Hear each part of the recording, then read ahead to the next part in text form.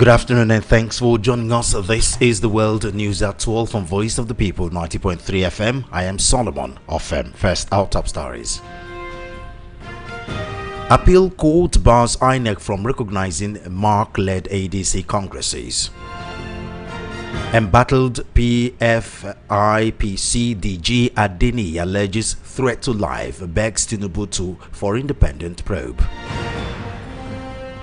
Final evacuation flight with 315 Nigerians from South Africa to arrive Wednesday. President Islam's Makinde over demand for UN Oyo abduction probe. Outside Nigeria, U.S. judge voids Donald Trump's $1.8 billion settlement with IRS and gave him immunity from tax audit. And in sports, Lamine Yamal versus Mbappe, La Liga stars set for World Cup showdown. Those are our top stories. Details coming up in just a moment.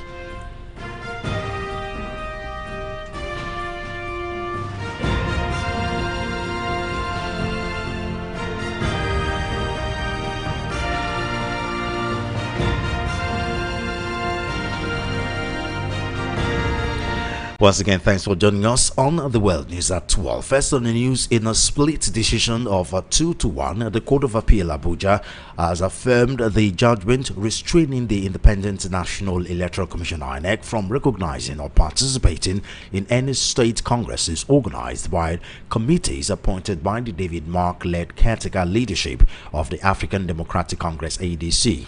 In a lead verdict delivered by Justice Okon Abang, a three-member panel of justices said it found no reason to set aside the restraining order the Federal High Court Abuja has issued against the Mark-led ADC on April 29. It further upheld the order of trial Justice Joyce Abdul Malik, which restrained the Mark-led executives from interfering with the tenure and functions of the party's elected state executives. The appellate court concurred that responsibility for conducting state congresses of political parties rests with elected state executive committees, not with the national leadership.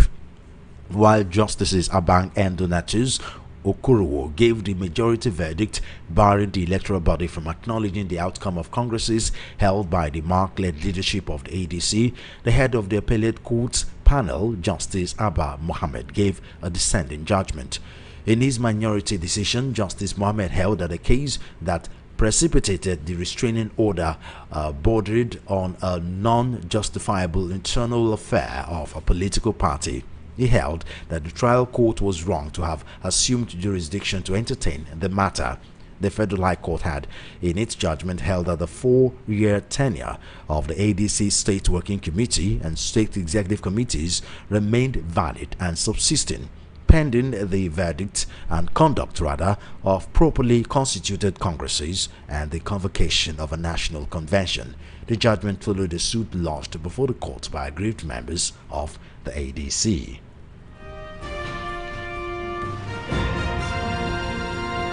Ahead of today's arraignment, the embattled Director General (DG) of the alleged non-existent Presidential Foreign Intervention Promotion Council (PFIPC), Adeyemi, has dismissed claims he is evading law enforcement authorities, insisting he withdrew from public appearances because of security concerns. Adeyemi further recalled and renewed calls from President Bola Tinubu to constitute an independent panel to investigate the controversy surrounding his appointment and activities. He made the assertion during a telephone interview on Monday, hours after a United States lobbying firm announced plans to support his bid for asylum in the U.S., citing alleged threat to his safety. Rejecting claims that he had gone into hiding, Adeyemi maintained that he was willing to appear publicly despite what he described as serious threats to his life. Adeyemi's remarks come as controversy continues to trail the purported PFIPC, which the presidency has repeatedly described as a non-existent government agency. Before his TV appearance, he had earlier appealed to President Tinubu to establish an independent panel to investigate the alleged 1.3 billion naira budget assertion linked to the commission. In an open letter dated July 13, 2026, he argued that the probe should be expanded to include independent stakeholders in order to ensure transparency and public confidence. According to him, an investigation handled solely by government agencies may not be perceived as impartial, claiming that the allegations invoke key government institutions. He maintained that he was not evading accountability but was seeking for a fair and transparent process. Adeyemi further alleged that surrendering himself under the current circumstances could endanger his life, claiming he has received credible threat. He also raised questions over the reported death of one of the alleged intermediaries in the case, Dolakbo Babatunde Tanimola, and the subsequent demolition of a hotel in Abuja where he claimed key evidence may have existed. Earlier, a U.S. lobbying firm, Van Botten Montague York, announced its readiness to assist Adeyemi in seeking political asylum in the United States and obtaining whistleblower protection. A total of 315 Nigerian South African returnees are expected to arrive in the country on Wednesday, 15th of July 2026, in a final evacuation move by the federal government. This was disclosed in a statement signed on Tuesday by the spokesperson of the Ministry of Foreign Affairs, Kimebi Ibienfa.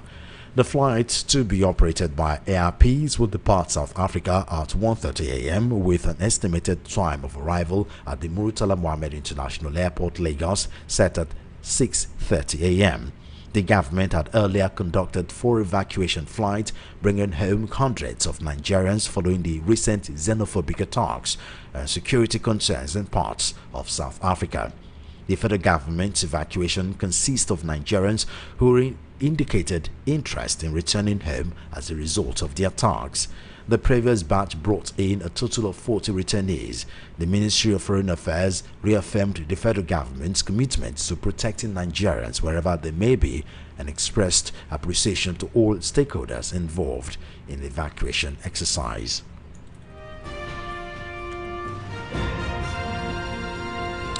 The presidency on Monday criticized Oyo State Governor Seyi Makinde over his call for a United Nations-led investigation into the abduction of pupils and teachers in the state, describing the demand as unnecessary and politically motivated. Makinde, who formerly assumed responsibility for the welfare, rehabilitation and education of the 4 to 5 teachers and pupils rescued after spending 56 days in captivity on Monday, called for a UN-backed investigation into the abduction, saying Nigerians deserved a full account of the circumstances surrounding the incident. The special advisor to the president on information and strategy, Bayo Onanuga, said the governor's request suggested a lack of confidence in Nigeria's security institutions, insisting that the military and other security agencies had already provided explanations on the rescue operation. Onanuga, in an interview, said the presidency had no objection to an international body examining the incident if Makinde believed there were unresolved issues. He, however, questioned the basis for the governor's demand, arguing that security agencies had no reason to deliberately subject Nigerians, especially children, to prolonged captivity. According to him, the rescue operation came at a cost, with some security personnel, including members of the military and Amotekun, losing their lives while pursuing the abductors. Onanuga said it was unthinkable that anyone would deliberately conspire to expose the victims to the 56-day ordeal, including the killing of a mathematics teacher during captivity. The presidential spokesman accused Makinde, who is a presidential aspirant, of allowing political considerations to influence his call for an international probe.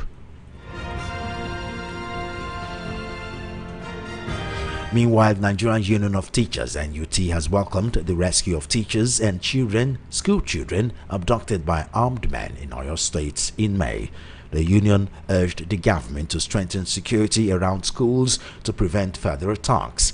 The NUT praised the federal and Oyo State governments, security agencies, community leaders, and others involved in securing their release.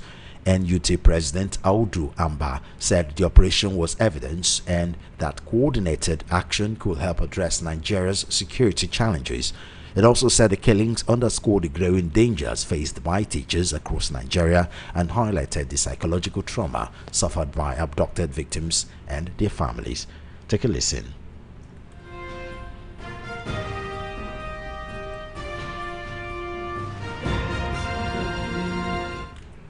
Of the teachers and learners is indeed a welcome development. The NUT cannot forget the 2 teachers who were brutally murdered by the terrorists.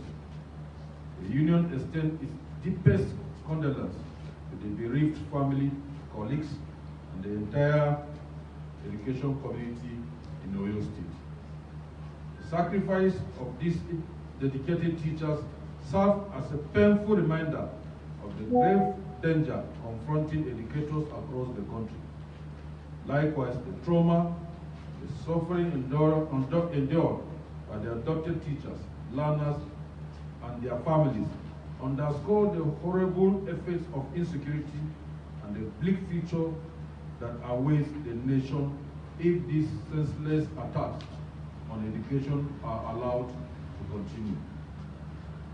It is deeply disturbing to recall that from the tragic adoption of over 270 school girls in Chibok, Borno State in April 2014, and to the kidnapping of 110 school girls in Dapchi, Yobe State in February 2018, the Nigerian education sector has continued to suffer devastating attacks by terrorists and bandits.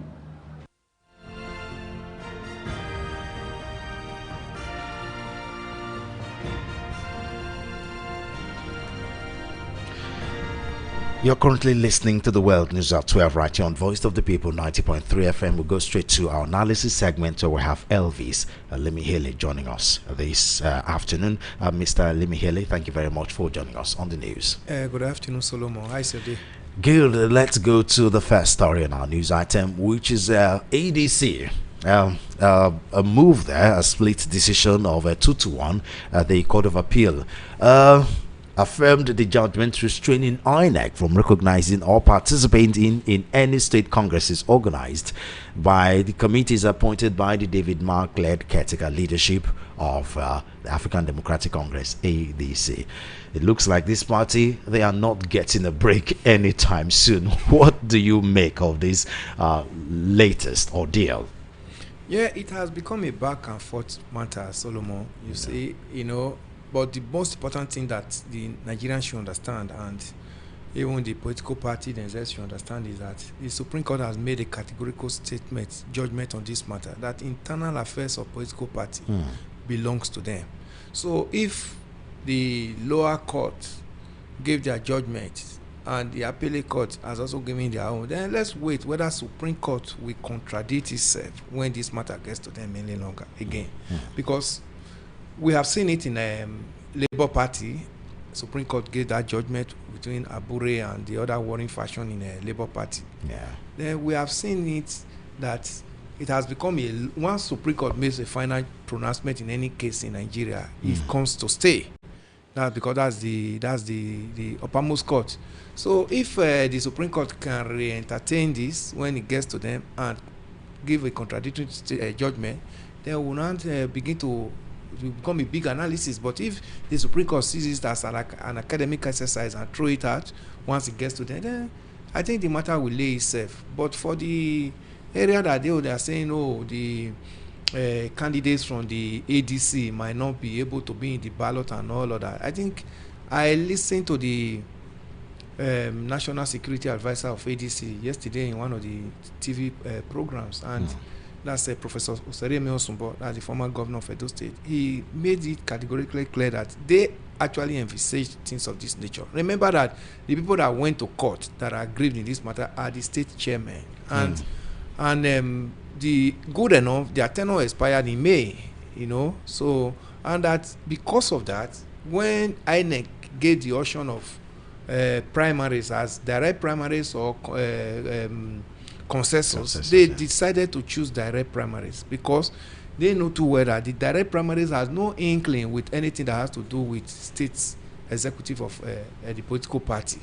It is conducted by the national, and everybody that is a card-carrying member of that political party are eligible to vote for the candidate of their choice. So they were actually pushed out of the primaries because they know too well that the law might go the other way, and so that's why they signed for direct primary. So in that case, that this judgment is not affecting their candidates, that if they have gone for consensus, they would have also come to the state for the state to actually approve whatever all they have all the candidates have picked, but they decided to boycott the consensus and went for the direct primaries, and as a result their candidates are validly eligible to contest in the general election come 2027. So let them get to Supreme Court, which you actually said yesterday. Even their lawyer said he's going to appeal it. Let them get to the Supreme Court, and let's see how the Supreme Court is going to fare on this judgment, and at the end of the day we'll know where the pendulum swings. No, but won't these affect the upload of the candidate? I mean, the INEC portal is closed, and it's closing today. Closing today, 17. Okay, 14.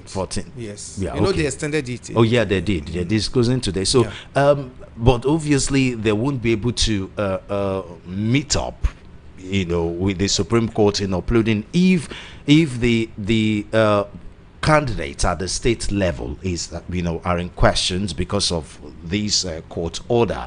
Don't you think it will affect the upload, or except you think INEC will give them exceptional consideration because of the legal situation? I'm believing that when a judgment is given and you are appealing it, let the status quo still stay until the final judgment is heard. So I think when they have indicated that they are appealing, let it still remain as it is, and let them upload. If the judgment is overturned, at the apex court, probably that's when INEC will now begin to think of. Okay, it makes sense because they are the defenders. They are not the one initiating. So for now, the status quo stays. But wouldn't that be hiccup for the preparation ahead 2027? Because almost every other political party is already focused on strategy for campaigning, and already doing some pseudo campaigning, as it were, even though the campaign, is not officially open. There are little pseudo campaigning, we can see that. Here and there. Obviously, the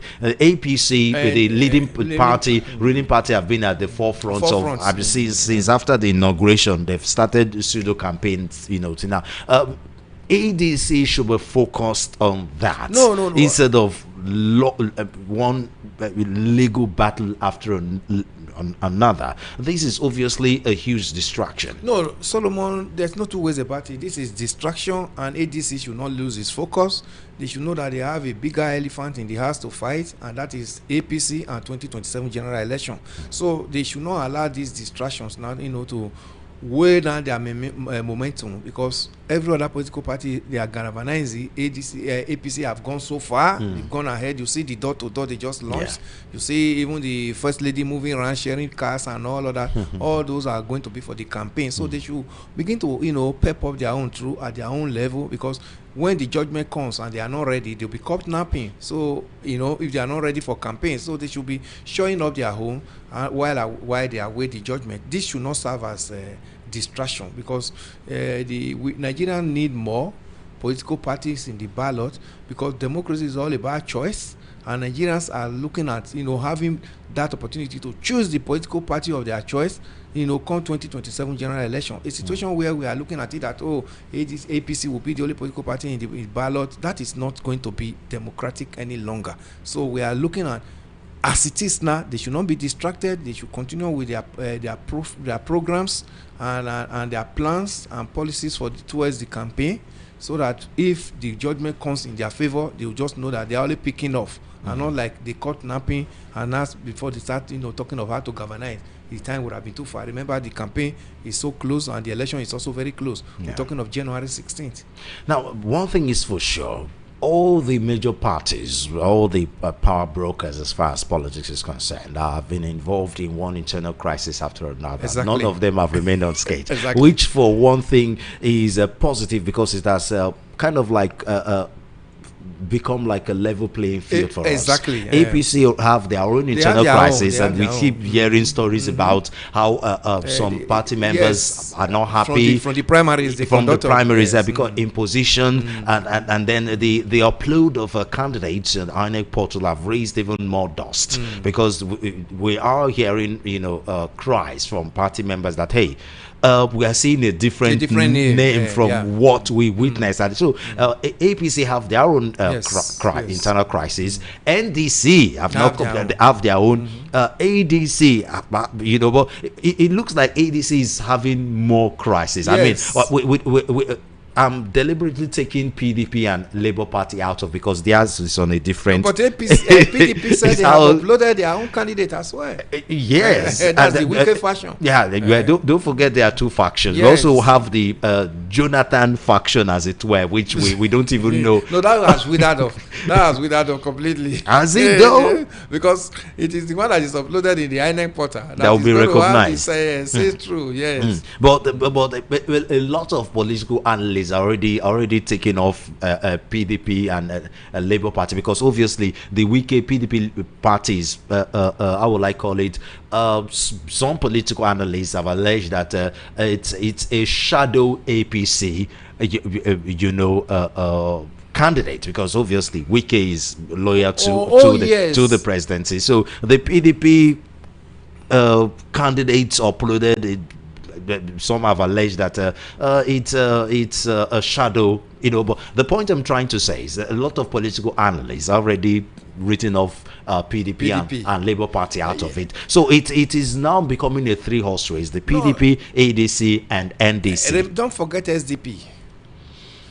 SDP, but I don't see a lot. Adebayo is the one that got the ticket, and SDP have even said I think they have uploaded, so they don't have. But I don't see a lot of political analysts giving them any chance, as it were. I mean, the three major parties on every political watcher's mind, most political watchers' mind is just basically Tinubu, Atiku, and Peter Obi. Well, that's for most Nigerians. But don't forget that if anything happens to any of these ones that you mentioned, it might throw up the one that we have not been mentioning now. Anything can happen from the court.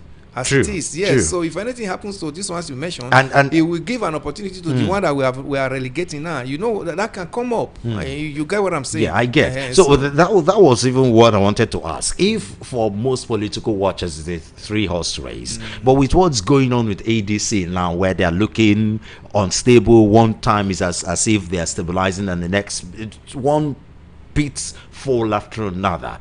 Do you think at the end of the day, even if ADC comes out unscathed, too many scars in the party might lead to a two-party race? President Tinubu APC and Peter Obi NDC. Yeah, the biggest one now is not even this judgment that came yesterday, but remember that the one that Bala Gombe said they have uploaded their own candidate, and that is still under ADC. I think that's even the one we should be asking. How did they get to the portal of INEC? How did they get the key? The key to the portal of INEC, and what happened to the David Mark led? So are we saying that? Are we saying INEC giving keys to two different factions? So that's where we should even be holding INEC responsible and let INEC give clarity. How did Bala Gombe actually got into INEC portal? If really they are it's true, because we've not, we only have their word. Exactly, we have not heard from the INEC evidence. So we have not gotten the evidence. So let's hear from INEC, and let INEC now make a categorical statement that no, we have not given them, and it is not from them, and that is fake news or whatever. And let's see whether INEC will allow David Mark led committee and his candidate to upload their candidates into the INEC portal, even with this judgment that came yesterday. One thing is for sure, the crisis in ADC is getting from bad to worse. But on the other hand, you can call it interesting. No. It makes it sweeter because we are testing the democratic waters. By the time we come through all this, and pronouncements are made in the court at that apex level, at that, it means by 2027 going to 2028, you already know that there are some areas you will not test at all. Say, oh, this judgment has been given in 2027, 2023 or 2020, this one has been given in 2026. So you don't even, those will now begin to strengthen the democracy. Because if you now go contrary to the judgment, you will be referred to the judgment that have been made in that same case in some years back. You understand, Solomon? Yeah. So these are democratic developments. I think it's good for the system. The only area we are saying that let it not be that the umpire is paying lip service and giving blind faces to some other to have an upper hand against the others. That's the only one we should not encourage. But do you see any political realignment in the near future? Let's say, as you said before, it will depend on the Supreme Court to know the final fate of ADC. But if it happens that the Supreme Court does not favor them, are you expecting a realignment of the because obviously I don't expect that if it doesn't favor them that they are going to just let chicken out. No. They will use it. I mean, at that point the ADC will have nothing to lose. They will have to give in their all to make sure they destabilize the people's APC, or even realign with ADC. So do you or on the other hand, if the Bala Gombe faction, if and we get to find out that it is not true, INEC did not give them the key to upload candidates, or they did, well, because of the court judgment, they are taken off the list. We're expecting a Bala Gombe, obviously, because looks like a deep seated controversy going on. They decide to realign with APC, or decide to say, okay, let's join SDP, or so do you expect a realignment in the future? Solomon, what's going to happen is, if Bala Gombe's faction is not favored, where they will definitely go to. They'll go to APC. That's certain. But if on the other hand, okay, the David Mark faction loses out, the David Mark faction should drop that high horse, that toga, and realign. Because what we are talking about is that we want to bring a change in leadership of this nation, because we have seen that APC since 2015 to where we are today has not fared well. So Nigerians need that that political party that can actually bring that desired welfare and security to Nigerians as expected. So they should not leave their high horse and find a political party that they feel they can align with, and to confront the big monster, and that is the APC. Another thing is for sure, though, if it affects ADC negatively, as in the David Mark-led leadership, do you think NDC will be the bigger winner here than APC? Because no. I'm asking because the original purpose of this ADC was to unite the opposition parties. Originally, we saw a little bit of that in the Ibadan convention. Exactly, with all the big wigs, including Peter Obi, and Atiku, obviously the bigger headlines there, and then everything scattered. When a lot of these court issues, so the factions are coming out here and there, and Peter Obi finally decided to leave to NDC. If the Mark-led ADC scatter, are we expecting to see a reunification under the NDC banner? And then, on the other hand, too, NDC will be saying, okay, well, with these, it means the vote for the opposition will not be divided.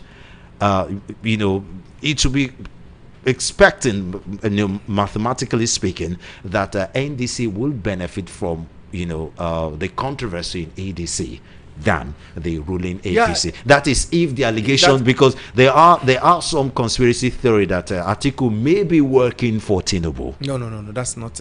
I'm not in support of that. Okay, so who will be the bigger winner here? No, if eventually it's not favoring David Mark fashion, I expect the Atiku-led David Mark fashion and Atiku to align with NDC. For the fact that everybody that is in NDC today, the political, the candidates that are in NDC, they actually, broke out from the ADC. You remember Obi was with them, yes, and even he left with a good number of ADC persons. Yes, so I expect that if I can go, let my child go. You understand? Which was the controversy that divided the ADC in the first place because of the articles insisted on being in the ballot. Remember what we're analyzing now is a final condition. That is if that's it. We're looking at scenarios now that if it happens, it plays out in this manner. What do we do? Let's waste the options that before us. I think they should be able to, mend their offenses, drop their pride and ego, and say, okay, that would be interesting to see. Yeah, because based on the fact that they're actually fighting to remove the ruling party, it will make it even better.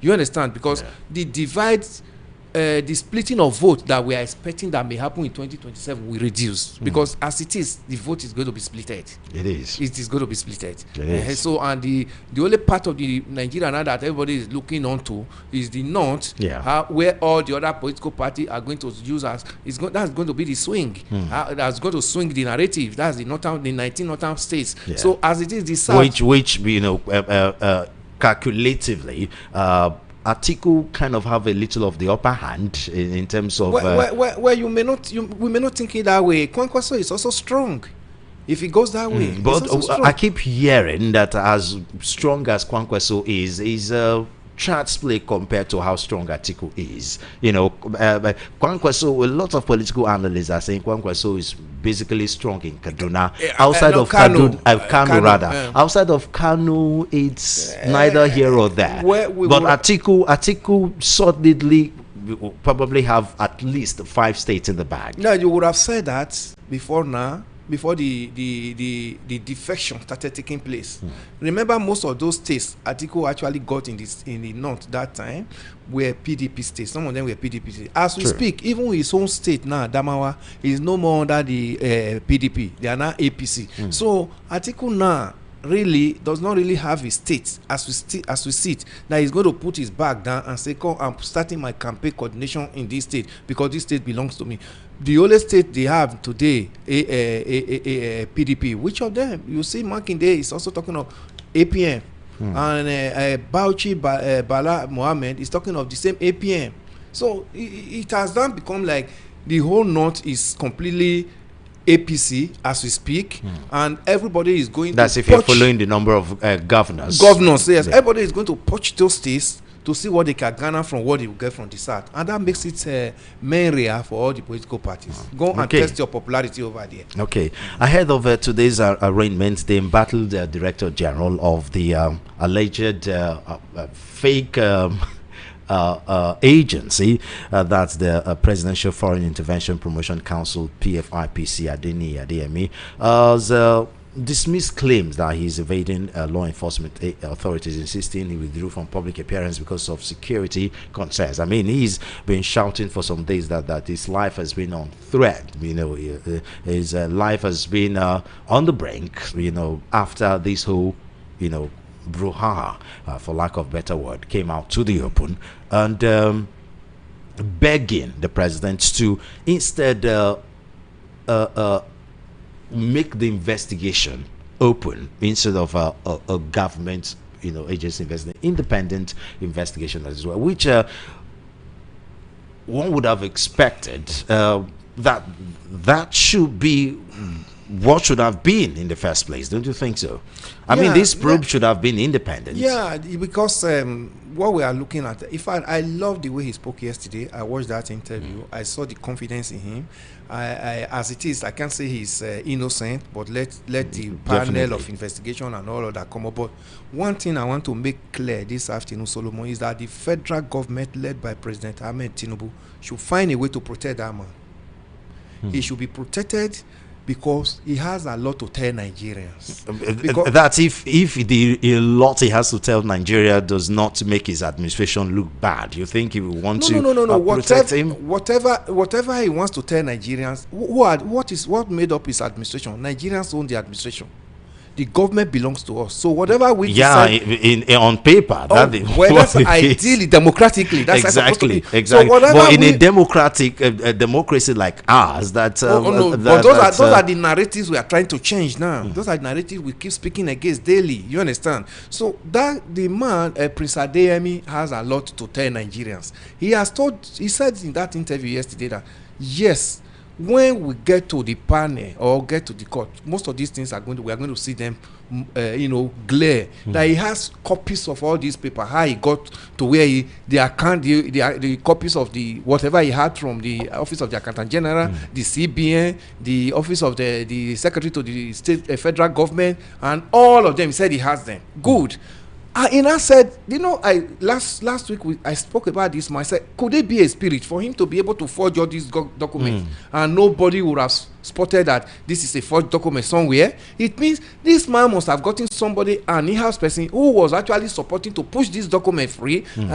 Through, because when you see that a bigger office from the presidency now say, okay, please treat to another office, please treat. You look at the office that is, instructing you to treat. And when you look at the protocols that are involved, you understand bureaucracy. So you not say, okay, it's from this higher office. You don't need to scrutinize it more, because you already see that before this office come meaning to me and say treat this document, they will also do their due diligence. It looks legitimate. So that is where this Prince Adeyemi is coming from, and that's why he said he has all the documents, so his life should be protected. And I quite agree with him on calling on independent panel of investigation into this matter, because the hasting of going to the press by Onanuga exonerating Gbajabiamila has already shown that the federal government, the presidency is trying to protect our interests. That is Gbajabiamila, and Nigerians don't want that. Our name have been soiled so much, you are forming, an agency being set up, and the government that the sitting government is saying is fake, which means the sitting government failed in its responsibility. Ab initio, Solomon, because before he got to the level that you are not saying is fake, where were you? How did all these documents fly? This man has staff that were paid, 300 and something staff that were paid salaries within the period this agency survived. This man said there were accounts he opened with CBN. You can imagine opening an account with the CBN. Do you know the documents it takes to open an account with CBN? Yeah. You can imagine getting an office space. He even said it yesterday that he was driving around 3 places and said choose to get an office space for your office. Who were the people that are involved in this? And he said the most unfortunate thing here is that the person who he kept mentioning who was interfacing between him and the chief of staff is now late. And that's why I'm calling on the government protect this man, so that what happened to Tanimola, his own aides who was also assisting in getting this deal, come on stream. At least he's one person that would have been able to corroborate his story. Honestly, it would have been the first witness in this matter. Understand? But the good thing is that he said he has documents. So every document that came through, a lot of the documents were lost in the Abuja apartment that was taken down. No, he has his own. Okay. He said probably some would have gone with the man that died. That's not, but he said it has his own. So his own he has. Let them tender them in court or whatever the panel that is going to set up. Civil society organization should join in this matter to set up an independent panel. And thank God he has a very formidable lawyer who is a very good human rights activist, Femi Falana, senior advocate of Nigeria, to actually help in pressing the government to get the truth of this matter. Now, see, talking about lawyer, a U.S. lobbying firm, Von Banton, Montague York, announced its readiness to assist him, that's Adeyemi, in seeking political asylum in the United States and obtaining whistleblower protection. Yes, but that would be difficult for him now, because at the moment now, Nigeria will not let such fly, because this man is hiding. There's no way he will come out and begin to work his papers now to talk of, getting an asylum. But we're talking about the US here, even though it's a firm. If they really want to... If the US is interested, it could be a different ballgame. But remember, these are supposed to be internal affairs. It's just because we failed in our responsibility as a nation. That's why every time we look. Is there anything in Nigeria that is internal affairs anymore? Our problems in Nigeria have become internal. The economic situation is pushing a lot of Nigerians out of Nigeria to other country, and xenophobic attack, the insecurity, the US have been forced to be part of it, and almost everything in Nigeria is becoming an international affair. That's exactly why I say it is the failure of governments that are now making us to now look at other ways. You understand? If I can't feed my children in my own home and my children now see somebody that feeds them, what have I done? I've lost my responsibility. So they now pay more allegiance to that person that is taking care of them more than the real biological father. So now Nigeria is like an orphan. We don't really have those things that we're supposed to get from the government, that was okay. These are the things that are making us to be to have that interest that this is our nation. So that's why every time Sheyi Makinde is calling on UN to come and help him to investigate the kidnapping of these children, and everything we're not calling on international organization. The UN have not even been able to solve Russia, China going to 4 years. They've not. US, Israel, Iran, and Iraq. They cannot look at even the Gaza and the Israeli before now. So the US have a lot of gamut of problems. So when we are not calling them into our internal affairs, Solomon, it's because of the failure. That's the reason why we are calling for good governance in this nation, so that we can take charge of our responsibility. In 1963, we were told Nigeria become a sovereign state. What suddenly we've lost our sovereignty, and we are now calling on everybody to come and be of assistance. Yeah, failure. And now talking about Oyo State Governor, since you've brought it in, the presidency, have criticized the Oyo State Governor for demanding UN probe into this situation, the Oyo kidnapping. I mean, I'm not surprised. Several times we have questioned some of my guests, my sister shows, and how the opposition political parties have been able to handle this APC, and the consensus seemed to be it's been underwhelming when you measure it with how APC were a thorn in the sides of PDP. 2014, 2015. As in they were brutal, against the PDP. They put PDP on their toes. We've not seen that level of brutality from the opposition political parties now that the APC, are the leaders. The APC, they are very quick to bring out newsletters. They're very quick to bring out counter narrative. They are very quick to bring out issue statements, and you don't get it from one person. You get it from Bayo Nanuga. You get it from this. You get it from that. Yes, on that's even on the social media side. So. When Sheyi Makinde, made this play for UN, I was expecting a statement from Bayo Nanuga, and lo and behold, and here is it, brutally worded, and precise and straight to the point, So, well, what do you think it's I mean, we expect the presidency to make this kind of criticism, but as an analyst, an independent analyst, how do you see this back and forth between the state governor and the presidency? I mean, we've talked about how the insecurity in Nigeria has become an international affair. At this point in time, still coming from that fallout, Solomon. It is just frustration that is making Governor Sheyi Makinde to call for a United Nations probe. You understand? We should have even been talking about having independent probe panel in Nigeria that will look into this. SERAP is doing a good job. As a civil society organization. How many of them, how many SERAPs do we have that are actually let's team together and actually begin to solve our problems? And there's only so much SERAP can do. And there's so much they can do. You know how many cases they have in the court? And these are cases that are being financed independently. Yes. Do you understand? So if we can, collaborate and have more of this, not some of these civil society that are now organizations that are looking for government politicized and looking for sitting government to finance them, because everybody want to tap into the national cake. So if we have more of that kind of body in Nigeria, some of these things would have been very easy. If they are collaborating to go to court, the government will know that there is a body that is actually checking them as expected. They can even go to some of the it's possible. If they have the means, they can go to ICJ.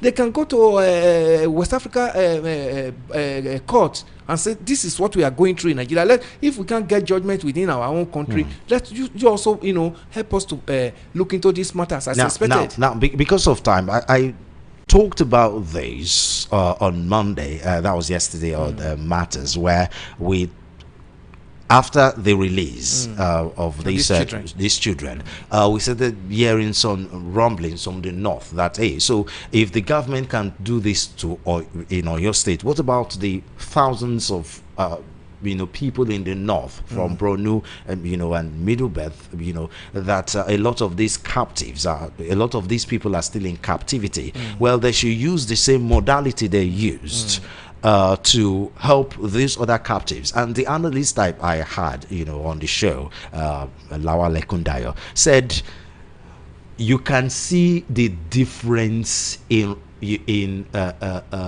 fight between those from the north and those from the south. He said a lot of people in the south, the political leaders in the north, rather, the elites in the north, the clergy, a lot of them have not come out vehemently. I mean, as a matter of fact, a lot of these bandits, these miscreants, had backings from the north. You see some of them, Sheikh Gumi, for example, coming out to call these people our brother. I mean, even the president, the former president Buhari, so you have a good number of these elites romancing the north, which is a direct opposite from what's happening in the south in Oyo State, where a lot of noise were made.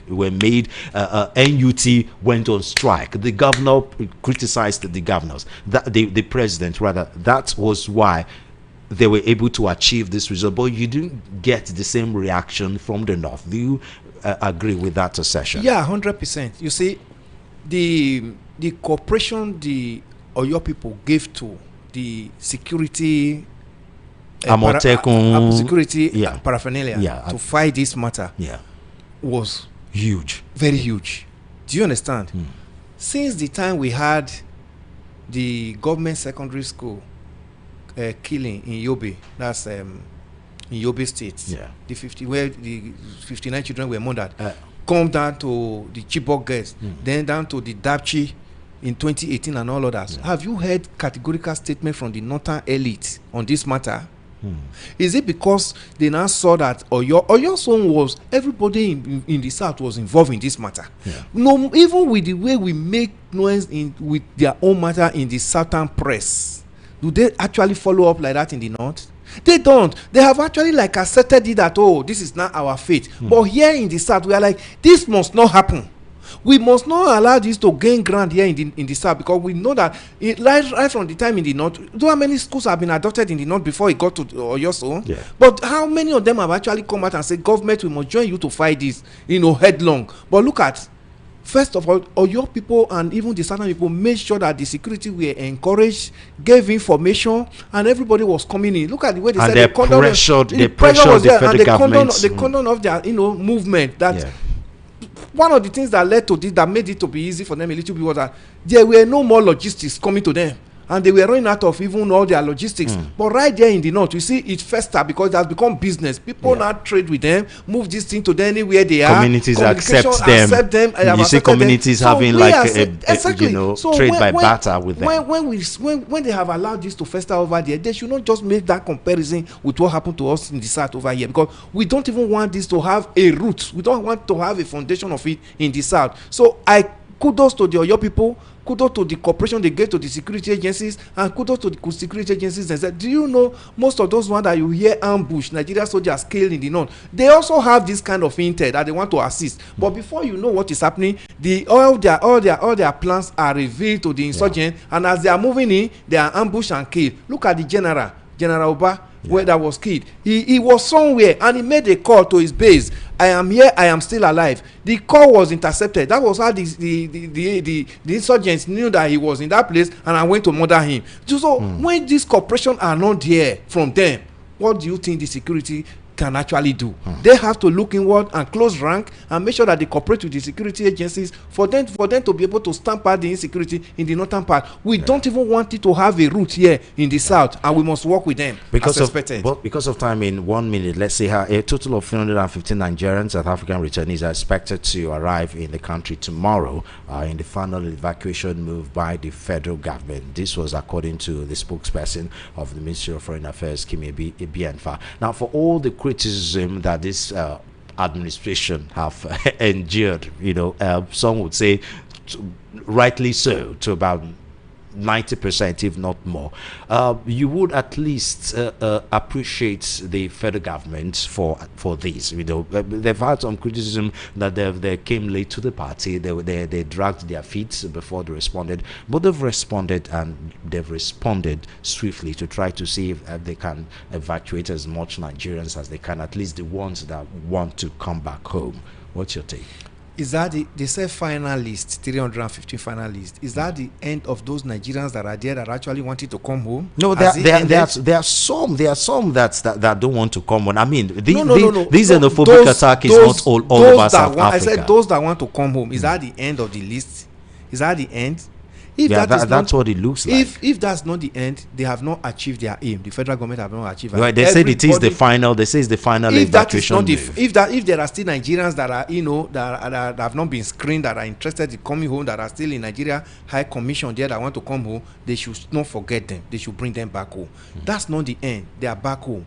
What next? What next? Okay, what action is Nigeria going to use to reciprocate this kind of injustice? I mean, that's one huge question that's been lingering. That this South Africans have meted out on Nigeria. How are they compensated, the Nigerians that have left their property there, you understand? Then if the Nigeria government is not talking about how they are going to be compensated, how are we going to also talk about the South Africans that are here and their interests that are here? How we are going to now say, okay, since you are not compensating them, we are also doing this. At a time in this nation, BP, British Petroleum, was nationalized by Obasanjo's government in 1976 because of the same South African people. That's the AP petrol station you have today in Nigeria. So what are we talking about? We should begin to talk of how we are going to pay them back, not just bringing them back. And they should not just bring them back and let them low. I love what my state government has done. I saw my governor, those indigens, telling them that we are going to start with you with 1 million naira to just have a base. Every state governor that are collecting so humongous FAC allocation and all that, they should be able to actually come in and be closer to the people that are brought back frustratedly. Okay, we have to end it here. Mr. Elimihele, thank you very much for your time. It's always a pleasure talking to you. Thank you. That was Elvis Elimihele talking to us live on Voice of the People 90.3 FM on the World News at 12. And now to international news. A U.S. judge has voided a legal agreement between President Donald Trump and federal agencies that granted him immunity from tax audits and allowed his administration to create a since abandoned $1.8 billion anti-weaponization fund. The fund, intended to compensate individuals claiming they were unfairly targeted by the government, was unveiled in May in exchange for Trump dropping his personal $10 billion lawsuit against the Internal Revenue Service (IRS). But on Monday, U.S. District Judge Kathleen Williams said the suit was filed for an improper purpose.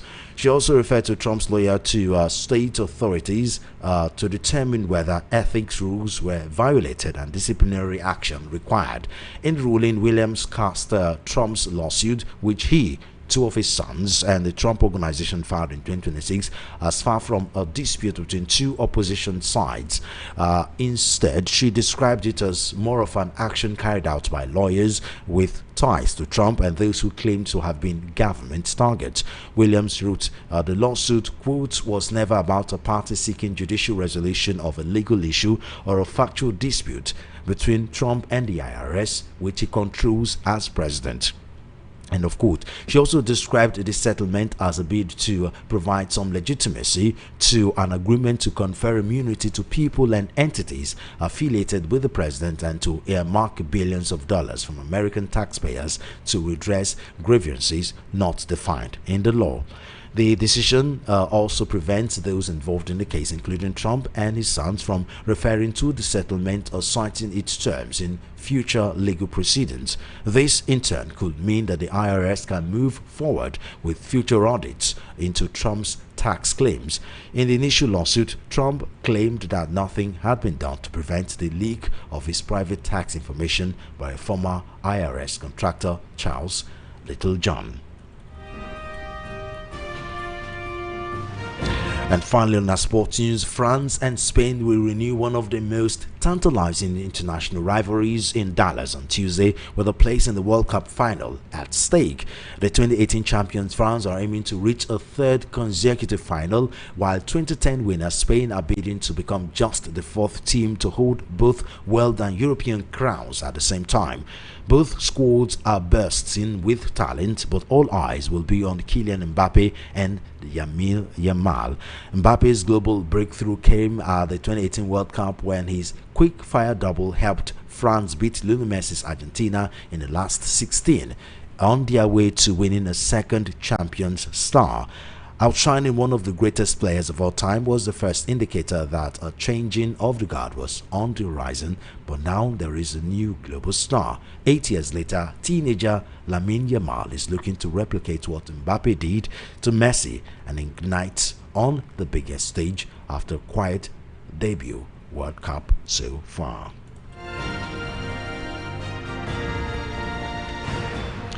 And now to end the news, a quick look at top stories. Again, appeal court bars INEC from recognizing David Mark-led ADC congresses.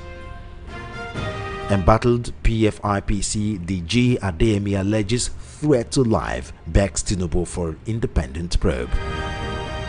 Final evacuation flight with 315 Nigerians from South Africa to arrive tomorrow Wednesday. Presidency slams Oyo State Governor Seyi Makinde over demand for UN Oyo abduction probe. Outside Nigeria, U.S. judge voids Donald Trump's $1.8 billion settlement with IRS that gave him immunity from tax audit. And in sport, Lamine Yamal versus Kylian Mbappe, La Liga stars set for World Cup showdown today. And that's a wrap on the World News at 12 on Voice of the People 90.3 FM. I am Solomon of M. Good afternoon and thank you for listening.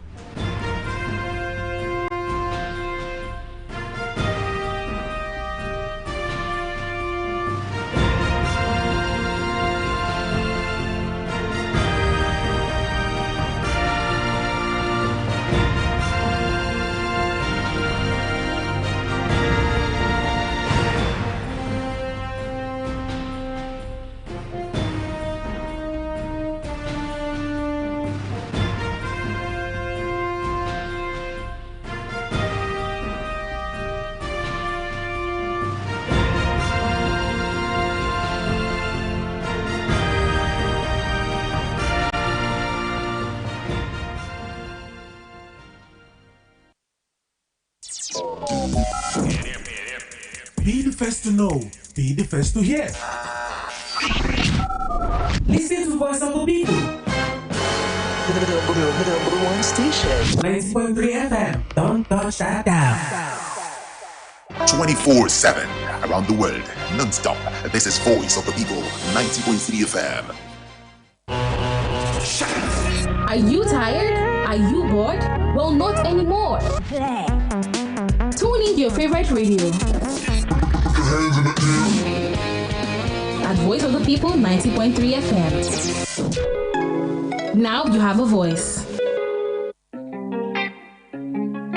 This is your number one radio station at VOP 90.3 FM.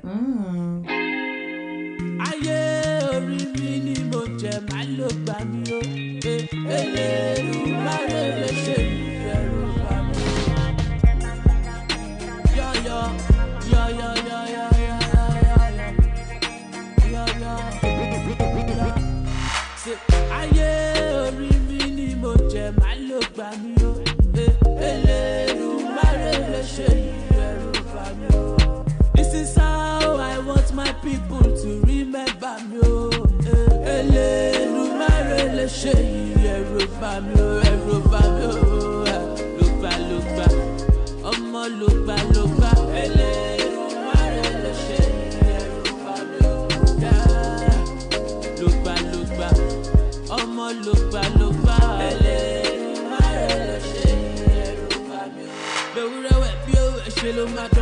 Now you know what's up, go my phone.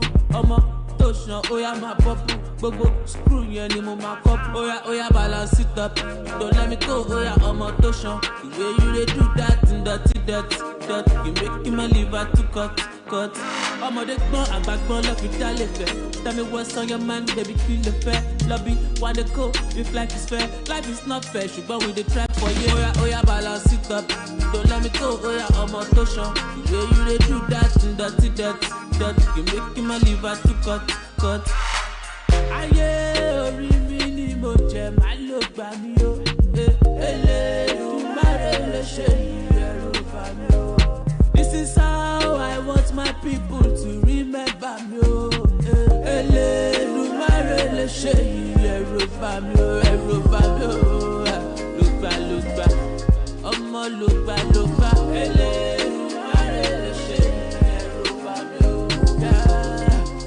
Ló gbà. Ọmọ ló gbà. Elédùmarè lè ṣe ìyẹ̀rù bá mi o. Kakabum, ọmọ wọn máa fọ́. Na who be the bad guy wey wear pinna for? Tó fẹ́ lọ giant kill up slap na for. Farabalẹ̀ calm down, ọ̀gá yé máa fọ́. Oya balance it up. Don't let me go, oya ọmọ tó ṣan. The way you dey do that, dirty. You make my liver to cut. Ara kan gùdù.